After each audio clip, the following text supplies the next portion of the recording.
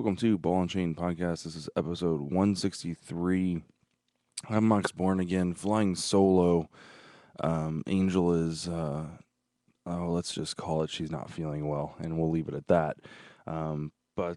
Yeah, flying solo. Just got done watching the Xbox unveil again, bringing her up to speed because I thought we were going to do a little bit of a coverage on it, but we'll get her thoughts on it next week. But for now, I can talk. I'm going to be talking about that in our main segment. Kind of about what they were talking, what they talked about versus, what not necessarily what Sony talked about, but just comparing the two together, seeing what's going to happen with this next generation console. So I'm kind of excited. It's gonna be a lot of fun to say the least. Let's see here. So we got a pretty short show, unfortunately, but we've got some good stuff to get to. I'm going to be talking about what we've been playing, which actually doesn't amount to a lot. Looking over this list, it's kind of short, unfortunately. Um, I got some Black Ops 2 in, still pecking away at that game, unfortunately. Um, I haven't got a lot of Halo in lately. Really would like to get back into the Halo scene, especially with the new ranking system that's supposed to be launching out shortly. There's no date on it yet, hopefully, going back to the Halo 2 days when you were ranked based on how you did, not how much you played, which is kind of like how I'm. That's how we started playing. Was back in Halo 1, and then when it went live with Halo 2, um, you had your level 1 to 50, and if you won a game, you got experience to move forward. If you lost a game, you lost experience. So, your rank, while it was still limited to the people that were playing on Xbox Live, you still had a pretty good idea of how well you did versus, player 1 versus player 2, and not just who has the most free time and can pump as much, of their gaming time into it. Not trying to sound salty at all, but that's pretty much how the Call of Duty slash Halo Reach and on ranking systems go. It's just a constant cesspool of little kids. But those of us that have full time jobs and a full time job at home know that we don't have a lot of time to put in these games. So perfection is for us is very short lived. So we have to definitely pick up the game and play when we can. And the other thing that I enjoy too about the Halo 2 ranking system is it matches you better. I don't know how many times I've played with FaZe in them, and FaZe is probably about 7 or 8 levels higher than I am. But we get matched up with people that are like 20, sometimes 30 levels higher than us. And I'm just thinking to myself, I'm like, is this really all we can find? Like, is there nobody in this, that have my same level? Like, is this ridiculous or what? So maybe we should put a skill cap on this, like Halo 2. So that seems like to be what they're going back to. So I'm kind of excited. So I really need to drop the Black Ops and get back into the Halo universe. So I have a fresh DMR, fresh BR, or whatever you want to, whatever your choice weapon is. Although I seem to remember last time using a Covenant weapon, not I think it was the light rifle. No, it wasn't the Covenant weapon. It was actually it was a Promethean weapon, I believe. It was a beam rifle that was kind of similar to the carbine and DMR one shot burst.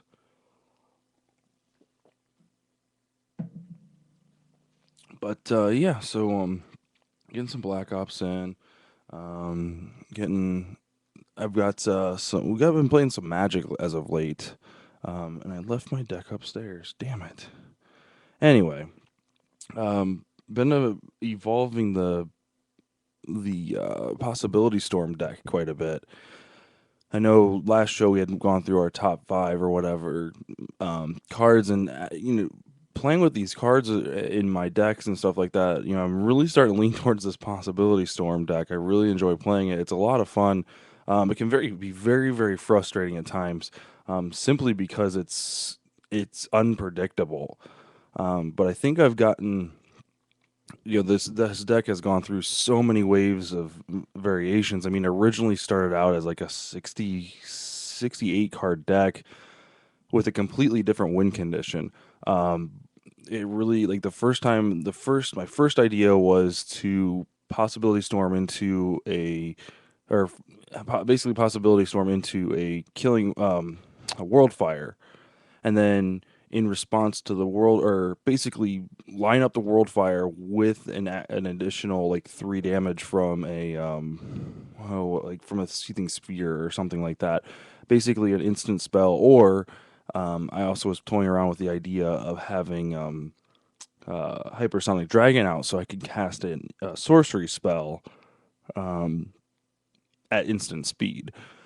So just toying around with that idea a little bit and kind of making that my win condition. The only issue that I came across with that was I wasn't getting the right spells in the right order, and it's one thing to try and understand possibility storm to where you can set your deck up to for a win condition with one spell, let alone trying to do it with two spells in a particular order. So kind of dropped that idea, dropped Worldfire out of there, put in my that was the other thing that I was using that for was also like doing a board wipe, which I found a better way of doing this with is it Stratocaster and the Maze Abomination. The Maze Abomination from it was a black one, I believe. Yeah, it's a Death Touch one. It gives all your multicolored creatures Death Touch. So basically, I can clear the board that way, or keep not really clear the board, but more or less keep control of the board by just dealing 1 damage to each creature of the same name as target, and then with the Death Touch, it would obviously kill any size creature. So, you know, that's kind of evolving into this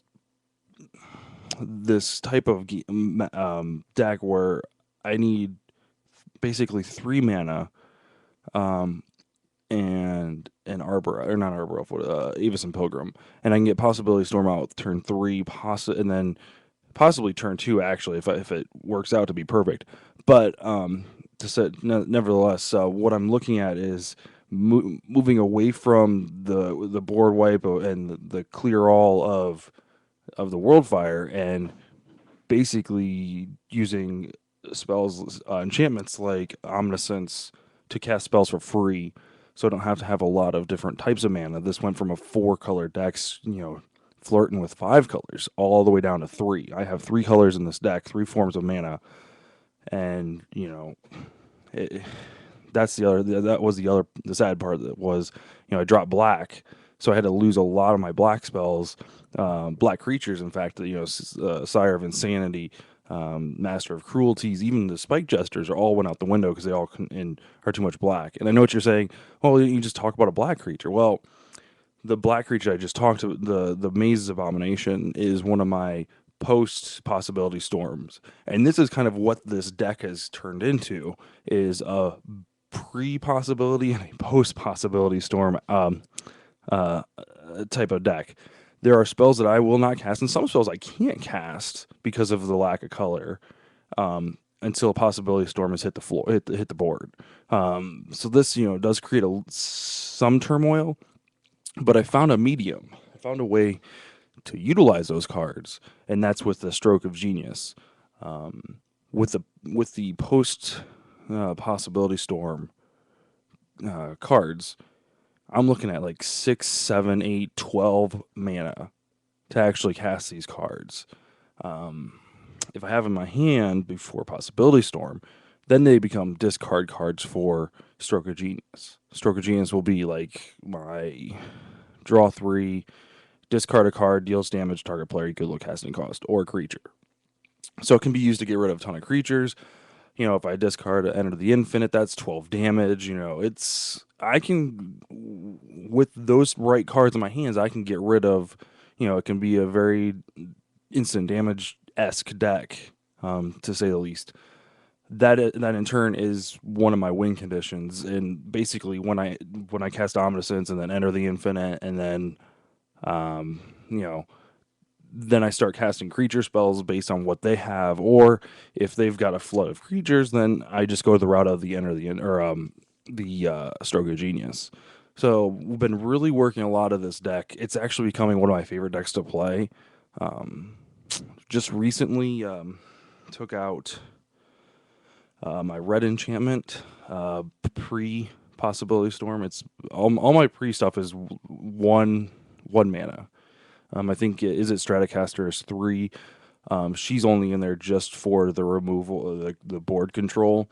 Plus she's a low cost creature. So, but anyway, I have one spells that cost 1 that are my my basically setup spells. So once Possibility Storm's out, I have these spells in my hand to cast to get to my heavier spells. So I've taken out this enchantment. It was a red enchantment at the time when this was a very creature heavy deck, and I need to kill someone in one turn. So spells that give my creature haste. So this was a enchant land for 1 red that I can tap enchant land and give target creature haste. So what I was doing with this was knock him down to 1, play a land, play a creature, or play this, then play a creature next turn, tap him, give him haste, attack. Really going off the idea of if they don't play a creature, they're the turn after Worldfire, blah blah blah. Anyway, this enchantment never got cycled out, and it was still in this deck. And I was playing it last night with Ducky and Angel, and Ducky mentions, why is this in here? I was, I really didn't have an answer outside of it's in there to get to my Omniscience. So she's like, oh, why don't you use something different, something that might be a little more useful? And I didn't. And I started looking at all these cards, and she mentioned Ethereal Armor, which for 1 white give enchanted creature +1/+1 in addition for every equipment or not, excuse me, enchantment you have.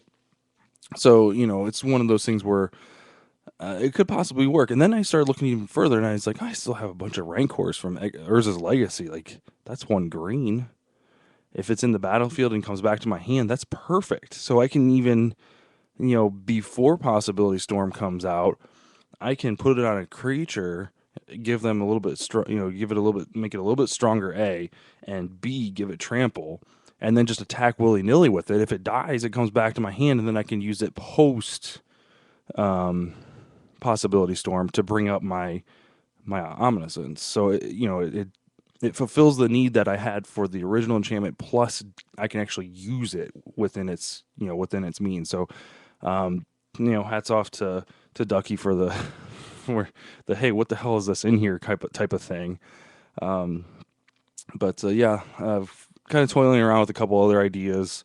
Planeswalker combos and stuff like that in there. I've got a Tibalt in there to Possibility Storm into a Nicol Bolas. I've also got the new is it Maze Runner in there, which I'm not really sure if I like him or not. The issue becomes when I lay him down, I've revealed a top card and I can cast it, and everyone sees my spell. So if I don't, or my card, or it sees my card on top of my hands or on top of my library, so they know what's coming. So if I don't have Possibility Storm in my hand and there's one in my library, it's coming because that's what this deck does. So people start holding back on their disenchants and stuff like that and their removal spells. So that I can see that being an issue. Now, after Possibility Storm's out, being able to cast that card from my library and not have to go through the Possibility Storm ish thing, that whole thing, and duplicating if it's an instant or sorcery for free, why not? I think I'm going to have to do a little bit different deck construction if he does enter into this actual deck, just because I don't have a wide variety of spells that I'd want to cast twice. Really, the only thing that would be that Stroke of Genius. Being able to draw 6 cards draw 3, choose a target, discard, draw 3, choose a target, and discard. That's spectacular. And like the other issue is I'd have to actually hard cast that first one, so casting it for 6 doesn't sound nearly as good as casting it for 1 for Possibility Storm from Index. But nevertheless, I'm really I'm really enjoying this deck. So it's coming along real well.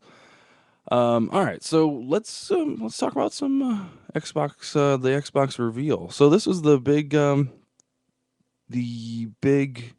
shebang. This is the they announced this announcement like months ago, and I was kind of excited. I'm not gonna lie, I was really excited. I'm a huge Xbox fan, so I'm not gonna lie to you, I was really pumped about seeing the new console. I was really pumped about seeing the biggest thing was the controller and what games were coming out for it. Going into this, I knew it was a console release, so we weren't going to see many games. Um, but you can't show off a new console without showing off games, so there was going to be something here. But yeah, the console itself, the focus right now, the internet seems to absolutely hate it. They're making references to TiVo. They're making references to VHS and Betamax and stuff like that. I, for one, enjoy the way it looks. I think it's really slim, sleek. Um, while it's a little bit large, seems to be a little bit larger than the 360S model, still seems very sleek. It's not like the original Xbox 360 where it had a bunch of the drill holes in it for the vents or whatever. It's got the nice, it's got the nice mat on one side, and then the vents on the top and bottom of it, or the sides of it rather. Um, doesn't seem to have a disc tray. Can't confirm that, but it does look like it's got a slide-in disc drive like the PS3 does, and the unrevealed PS4, which I'm sure will have the same thing. Um, Overall it looks really nice. It really sleek, really clean. Will go really well right where my Xbox 360 is right now. Um, but So moving on, the new controller is looks similar to what we have right now. I just looked. Kotaku's actually got a great video of the new controller up on their website. Kind of breaks down a prototype of what they've got to show. The massive change, like the big change. They say there's like 40 innovations or whatever. Um, the biggest ones that you're going to notice right off the bat, the D-pad no longer has the corner keys, so it's a straight up, down, left, right type of thing, which is great for fighting games and those the when you need to really perform a top left quarter circle up whatever within your fighting games. They talked about precision with the D-pad, so you know that they've taken the criticism from the 360 controller and the revamped 360 controller with the twisty thing, and just overhauled it and made it into what it should be. So I look for that to be the most impressive thing that people look at when they get their hands on this controller. Um, the changes to the buttons, the face buttons, uh, AB, the ABXY buttons, those are all slightly closer.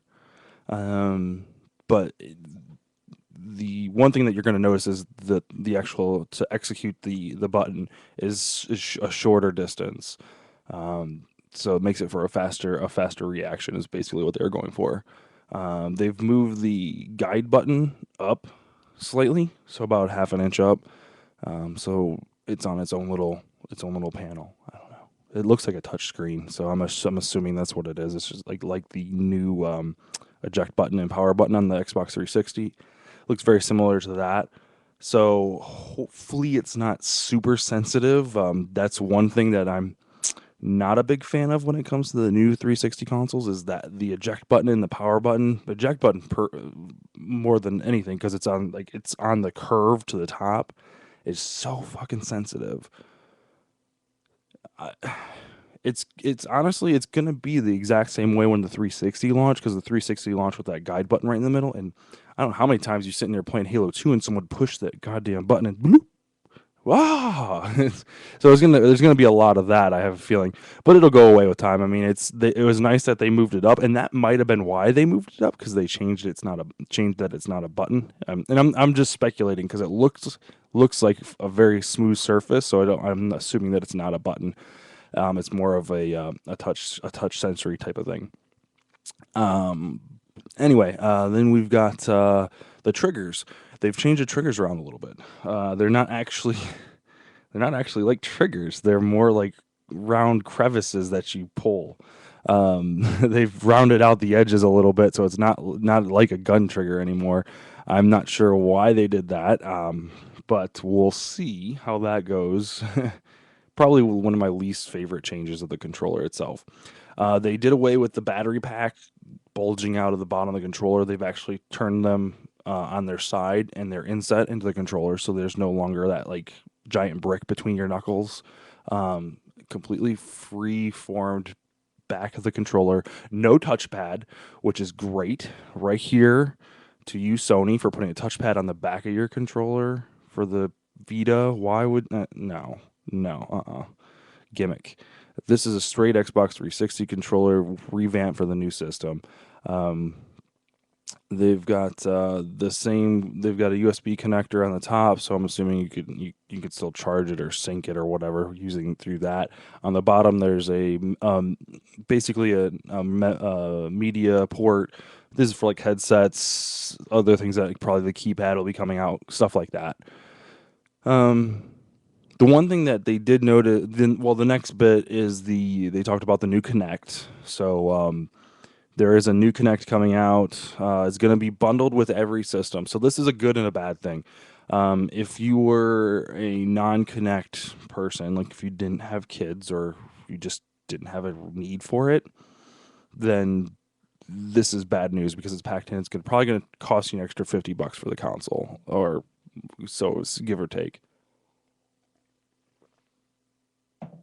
But the nice thing about this is that everybody at launch is going to start with the same hardware. At least, like, not, I mean, at least the same hardware, not necessarily the same hard drive. I'm assuming there's going to be multiple tier hard drives that you can purchase, but everyone's going to start on the same hardware, which for Microsoft and a development company, that's great, because you don't have to say, well, this gamer might not have a Connect, so we can't make the game completely about Connect. Or this person might not have a Connect, so we can't do we can't make a mandatory voice activation. Stuff like that. So now they can actually get into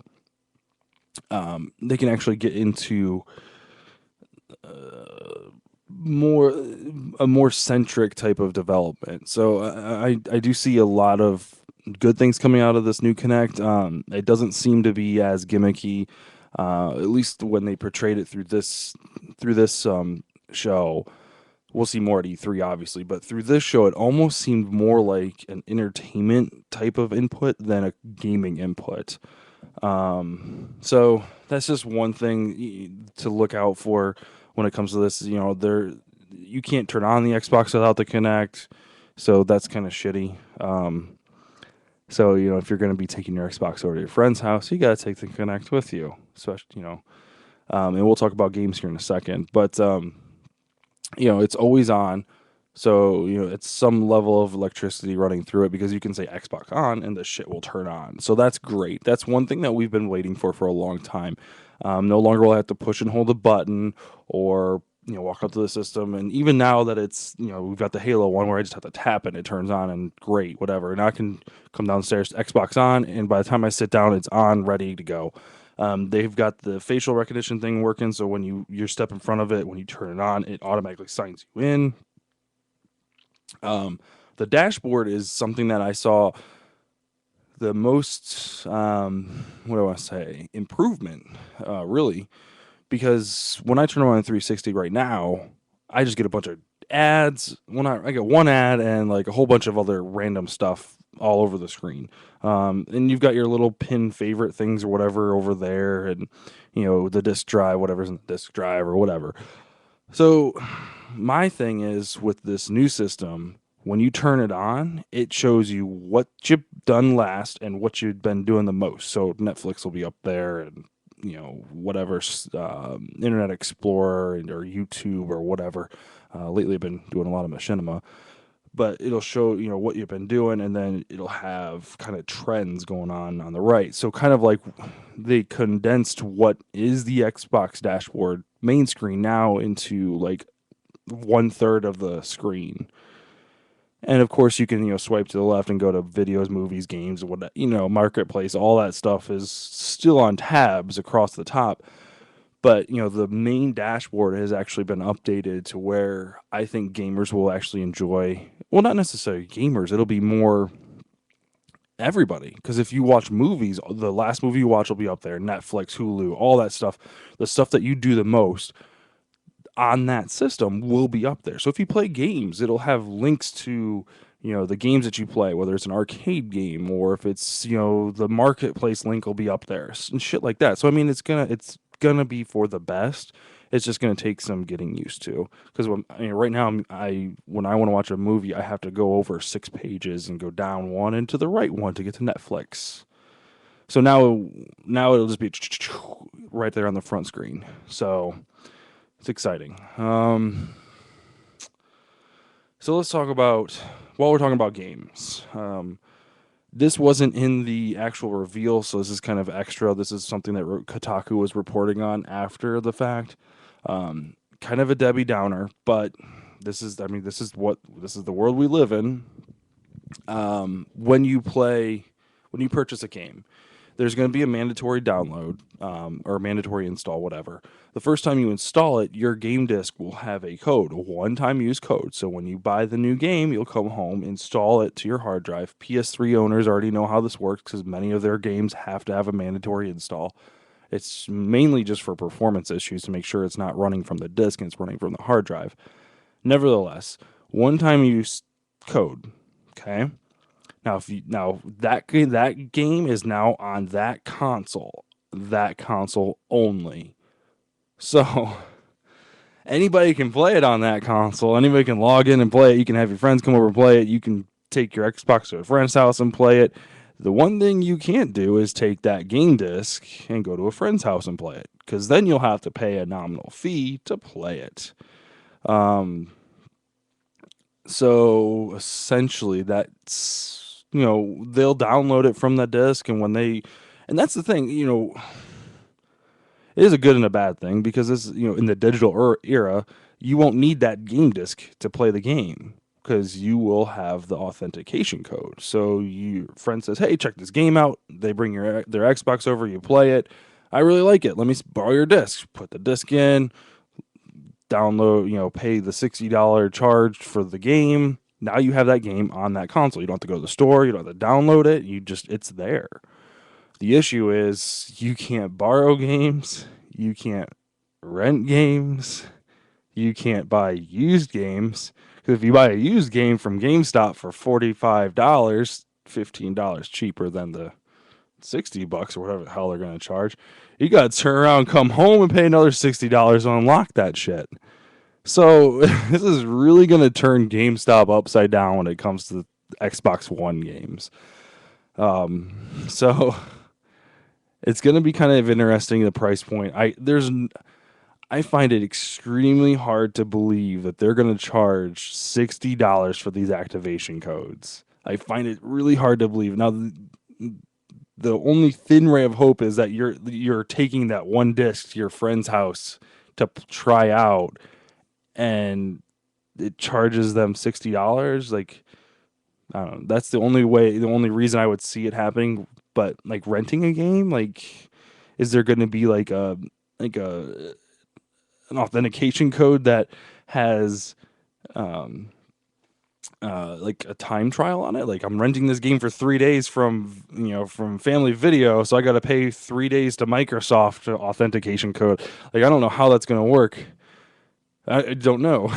So we'll see. I mean, it's all down the pipeline for now, but I don't have time to rent games anymore. If I don't like it, if I don't know I'm gonna like it, I usually don't buy it. So, the nice thing is you can rent the games on, you can download the demos from the arcade, so you can download those games and have fun with those games, I guess, if you're kind of salty about the not being able to rent or buy used games anymore.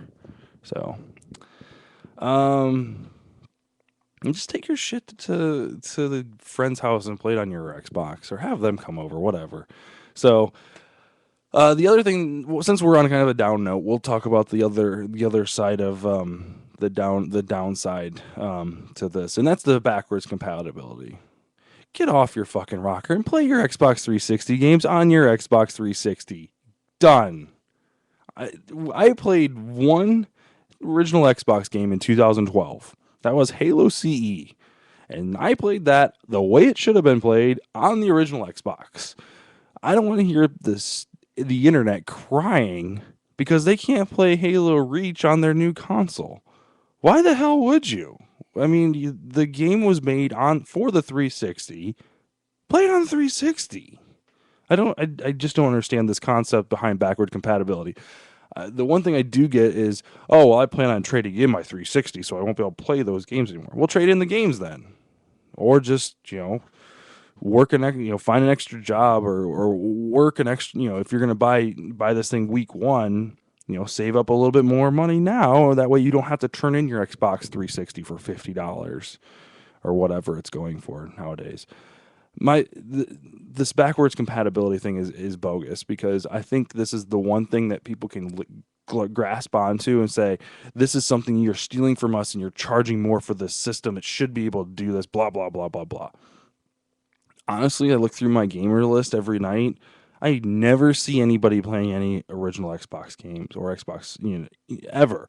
I never get any invites. I never get any messages on live. I never get any messages through email or Twitter or Facebook or anything like that to play any of these games. Everybody's always playing the new and the hottest games out there. So I don't know what to tell. I don't know what to respond to this other than stop crying. If you don't like it, don't buy the new system. No one's forcing you to buy this new system and stop playing your old systems. So if you're that obsessed with Halo CE, or when the new system comes out, or you're that obsessed with Halo Reach, don't buy the new system. Halo Reach doesn't work on it. Stay with your 360 until the next Halo comes out, and then buy that. All right. So let's get on a high note. While we're talking about Halo, perfect segue. Halo TV series. Great news. Great news. The lead producer, the head honcho chick from 343 came over center stage and introduced the Halo TV series. Steven Spielberg is going to be directing it, which is nice. So hopefully we don't get screwed, but it looks like that 343 is going to have a very big hand in it. They've been wildly successful with their Forward Unto Dawn web series, so that's great. If you haven't seen it, it's on Netflix. It's really good, really, really good. Forward Unto Dawn starts out kind of slow, but it's a great series. So if you're a Halo fan or a sci-fi fan, any kind, I mean, the last episode when the Covenant actually show their presence is really it's a great series. Definitely check it out. That's Forward Unto Dawn. So Halo series, TV series coming out, which is great. They showed off. Let's see. I'll talk about some games. They showed off. Actually, no. We'll talk about partnerships. We brought in Spielberg for Halo TV series. Partnerships. Xbox and Microsoft are partnering with two new companies. Well, not new, but two companies. First is EA. They're bringing NBA Live, UFC, NFL or Madden NFL, and FIFA. So four EA games. All going to be re-inspired, recreated, read this, read that, read this, read everything, reimagined for the Xbox One. They built a whole new engine, EA Ignite, so they went into great detail about it's more about your mind instead of your muscles, blah, blah, blah. So, it's going to be connected in every way, shape, and possible, way impossible, except for, a rectal exam. But, from what they said, what they talked about, they're inspired, and it's great to see inspiration in sports games because it's like this. It seems like we're always getting the same thing every year. I said every year, over and over and over again, and that's my mind not working as fast as my lips. Anyway, so it's nice to see inspiration in this type of genre. Whether it'll have me buying a game or not, I don't know. Although FIFA is a lot of fun. I haven't played it since I think FIFA 09 is the last one I played. But it's been a lot it's been a long time coming. So, and right now it's one of the biggest games on Xbox Live as far as sports games go. UFC's a lot of fun. That game was the shit. The first two were amazing. Haven't played the third one yet, but with the new graphics engine and the new hardware, it should be it should be great. Should be great. Let's see here. Also partnerships. NFL. This is pretty big. They talked about franchises or fantasy team, not franchises, excuse me, fantasy teams and stuff like that, and broadcast and all that good stuff. So, Microsoft's teaming up with NFL, so you'll be able to stream these games and shit like that on your TV from your console, which is all well and good for the NFL fans and for the people that do fantasy leagues. And who knows, maybe this will get me to do it. I have no intention of whatsoever going on my PC and setting up this fantasy football thing. Maybe I'll do it from my console if it's easy and somewhat understandable. Like, I have no idea how it works, so if it can walk me through how the point system works and how drafting a team works and put me together with other people that are doing it so I don't have to do the legwork, I might jump in. So, NFL partnership, all well and good. Let's see here. They brought in Forza 5, which always looks good. That's top of the line. Turn 10 does a great job. Every game that they put out is quality. I'm not a racing fan, so it doesn't speak specifically to me, but I can give them credit because it looks really good. Looks really, really good. The other thing that they announced is going to be a launch title. So right there, number one is going to be Forza 5 is going to be a good quality title at launch. That's the biggest thing. At launch, we need good launch titles. Otherwise, the system's just going to right down the toilet. So this is going to be a staple. We need more of these, Microsoft. So get on it. Call of Duty Ghosts was the last thing that they announced and talked about. New engine, great, good to hear. Not running on Modern Warfare's engine. That's right, Modern Warfare. 6 games ago. Yeah, 1, 2, 3, 4, 5, 6. Yeah, 6 games ago. Yeah, that's kind of what they announced. The other big thing is the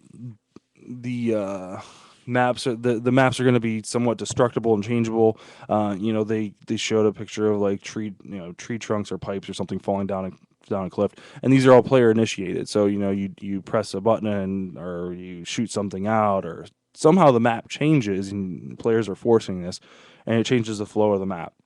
That's great. Hasn't been in Call of Duty series yet, so can't go wrong. Let's just not go wild with this stuff, guys. I don't want tree trunks falling all over the map and killing me as I'm trying to play the game. I want to be killed by bullets and people aiming down their sights, shooting me, not some random tree falling down, crushing me, or whatever, or telephone crushing a car or something like that. I don't know. The other thing that they talked about was customizable character avatars, which is sweet. This is something that we've had in Halo for the longest time. This is something that we wanted in Modern Warfare and Call of Duty for the longest time. So, welcome to the year 2013, I guess. I don't know. So I'm excited about that. You can change the face, mask, stuff that's on your body, shit like that. So not only can you customize your gun to have your logo on it, but now you can customize your body, which is sweet. They talked a lot about the new dog. You're gonna have a companion dog. They talked about the basically the ghosts are the people that are actually ex-military people. So this is the collective group that come together to fight against the government as the government has fallen. 10 years later, I think, is what they talked about in the video. But you have a companion, a nice little puppy. So that's exciting. Spoiler alert, I'm assuming the dog dies at the end, or you have to make some decision to kill the person you're trying to save or your dog. So I hope they don't take that route, because I really don't want to shoot my own dog. That's sad. Anyway, one thing that I was surprised they did not talk about, and because we haven't heard anything about this series in the longest time, and I kind of thought this was about the perfect time to unveil it, because you're unveiling a new Xbox, you're unveiling a new service through the Xbox Live is being updated. This would be a perfect time to talk about Fable. Fable has been out of our lives for too long. since the original Xbox, in fact, because the second and third one were terrible. So don't even consider those as Fable sequels. I mean, if you think about it, Kingdoms of Amalur was a more of a Fable sequel than Fable 2 and Fable 3. So maybe it hasn't been out of our lives that long, but the title Fable has been out of our lives for far too long. And I thought this would have been a perfect opportunity for them to say, hey, this is something that Lionhead's been working on, or if they've merged with Microsoft Game Studios, whatever. This is what we've been working on first party. This would be a great time to display that. But they didn't do that. One thing they did talk about, though, and this might I might be jumping the gun a little bit, but they did talk about how they will have 15 franchises, exclusive franchises in the first year of Xbox One's launch. 8 of which will be brand new. 8. So that means there are 7 that are still are existent. So you're talking about your Halo, you're talking about your Forza, possibly Fable. So, oh yeah, I forgot there's Fable Journey in there too, which was terrible. So don't even think about that one either. I don't want a first-person Fable. I want to see my dude, get horns and evil, and if he's really good, have the wings and the halo and shit like that. That's sweet. I don't want to be chasing a breadcrumb trail all over the place. That was dumb. Or a final boss fight that's press X, press Y, press B. What? That's it? Huh? Does that unlock the door? No, that's the game. Okay, sweet. So maybe it's one of those 7. I'm crossing my fingers, hoping that it is one of those 7. Um, you know, but with what they said, Microsoft was investing in third-party support all over all over the country, all over the world. That's kind of got me excited because that's one thing that Sony does fairly well is third-party support, and Nintendo just does not do good third-party support. So EA has come out and said that they aren't developing any sports games for the Wii U, which is unfortunate because that tablet would make a perfect, like I think I talked about this last week because I sound like I'm repeating myself, but that tablet would make a perfect play calling audible, or even just play calling and shit like that. One of those things where it would be perfect. Why would you not do it? But they didn't say anything as to why. They just said we don't have any plans to. So, and maybe it was part of this partnership with Microsoft. But at any rate, to close out the Call of Duty Ghost thing, they did announce that all the future DLC will be first on Xbox One, which I don't know what that says for Xbox 360, but Xbox One will have all the content first. So it's great. It's all good. Other than that, there's really nothing really else to chit chat about. So, yeah, we'll talk about it. We'll talk more next week. We'll get Angel's opinion on the Xbox One next week. So we'll be back next Tuesday at 10 o'clock. Stickem.com/channel/BC podcast. You can check out all of our old shows. They're on there, except for the last one. Apparently there was no audio, so my bad. We didn't put that one up. You can check all the old videos on that one, except for last episode. Or if you want to get just the audio version, just download to your phone or whatever, you can go to ballandchainpodcast.podbean.com. That's got all of our episodes on there. It's just the audio files. Leave a comment, just post it up on your Facebook page. We need more likes or more hits. That'd be great. Other than that, guys, I got nothing else. It was fun riding solo with you guys. We'll be back next week with Angel. See if we can't rope somebody else into coming in and talking about some other shit, so you don't have to listen to me for a half hour.